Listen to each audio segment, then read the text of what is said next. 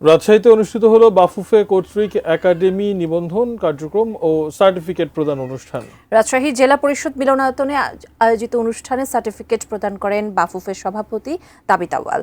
Bangladesh football federation কর্তৃক পরিচালিত accreditation স্কিমের আওতায় দেশের বিভিন্ন প্রান্তে নিবন্ধিত ফুটবল একাডেমিগুলোর মধ্যে যারা নির্ধারিত মানদণ্ড পূরণ করেছে তাদেরকে আজ সার্টিফিকেট প্রদান করা হয়েছে। বাফুফের সভাপতি ছাড়াও অনুষ্ঠানে আরও উপস্থিত ছিলেন বাফুফের সহ সভাপতি ওয়াহিদ উদ্দিন চৌধুরী হ্যাপি, কার্যনির্বাহী সদস্য সাখাওয়াত হোসেন ভূঁইয়া শাহিন এবং টেকনিক্যাল কমিটির চেয়ারম্যান ও কার্যনির্বাহী সদস্য কামরুল হাসান হিল্টন। সার্টিফিকেট প্রদান অনুষ্ঠান শেষে দুপুরে বাফুফের টেকনিক্যাল ডিরেক্টর সাইফুল বারী টিটু একটি ওয়ার্কশপ পরিচালনা করেন।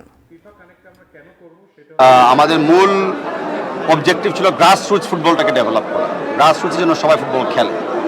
একাডেমির মাধ্যমে আমরা চাচ্ছি ওই গ্রাসরুটসে টেকনিক্যাল কিছু নলেজ এবং লেটস সে স্কাউটিংগুলা ভালো প্লেয়ার থেকে স্কাউট করা এবং জুনিয়র লেভেলের প্লেয়ারদেরকে একটা ডিসিপ্লিন আকারে ট্রেনিং দেওয়ার একটা ব্যবস্থা যেন হয়।